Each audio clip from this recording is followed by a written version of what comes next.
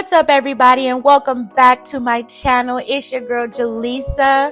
It's been a minute since we sat down and talked about what the internet has been debating, but today, y'all know it's back to school season, and one mother has social media split right down the middle after she shared screenshots of a conversation with the father of her children.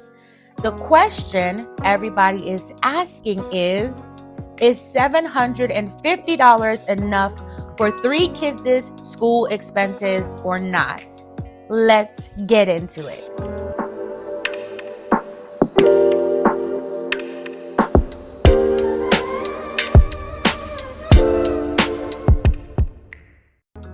All right, y'all. So according to the screenshots, the father sent the mother $750 through Cash App.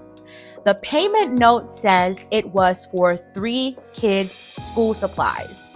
After sending the money, he texted her saying, "I just sent $750 for all 3 kids' school supplies." Her response, "That's it?" He replied, "Yeah, that's what I can do right now." That's when things escalated. She responded that $750 for 3 kids is not enough. She explained that the children need much more than notebooks and pencils. According to her, they also need clothes, shoes, backpacks, hygiene products, lunch money, and everything else that comes with going back to school.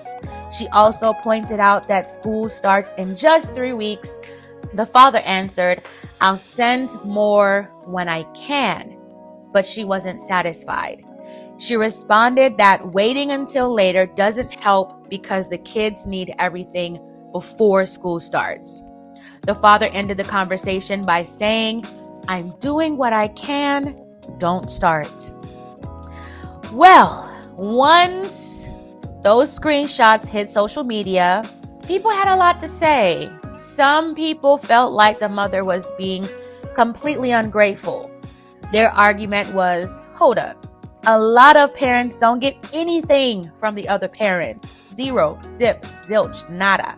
So for someone to send $750 all at once, especially saying that's all they can do right now, that's actually a blessing. Some people even said $250 per child is more than enough for school supplies. Others said if he truly plans on sending more later, why attack him for doing something instead of nothing? But there were also people who agreed with the mother.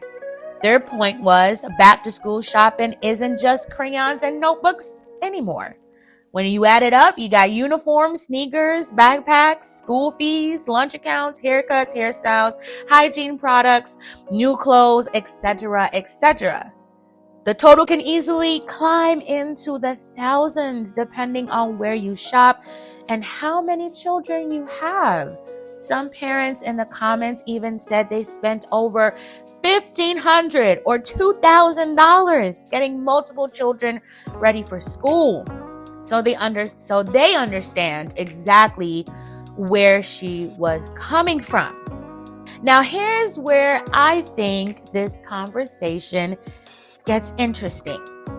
I actually think both sides have valid points. If the father truly could only afford $750 at that moment, there's only so much a person can give.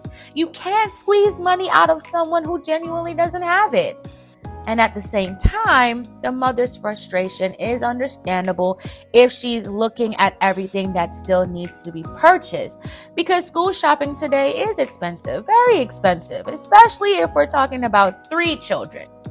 But here's the part that stood out to me.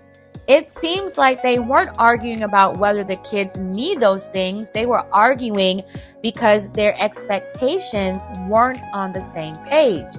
He was thinking, "I sent what I could." She was thinking, "We still have a long list left." Those are 2 completely different conversations. Now, I do think appreciation and communication matters. If someone sends what they honestly can, acknowledging the effort can go a long way. And on the other hand, if you're the parent carrying most of the responsibility every single day, watching the bills pile up can create frustration. We also don't know the full picture. We don't know whether this father pays monthly child support. We don't know if he buys clothes throughout the year. We don't know if this $750 was on top of everything else, or if this was the only contribution. Those details do matter, but hey, that's why I try not to rush to judge either parent based on a few screenshots. Now, as for me and my household, we've had some back to school seasons where we were able to get everything before school starts. But there were some seasons, depending on when school started, we'd get what our kids needed for the first couple weeks and finish up the rest within the next couple of weeks. We'd start saving up early, buying some things early. Planning and budgeting was a big part of our process.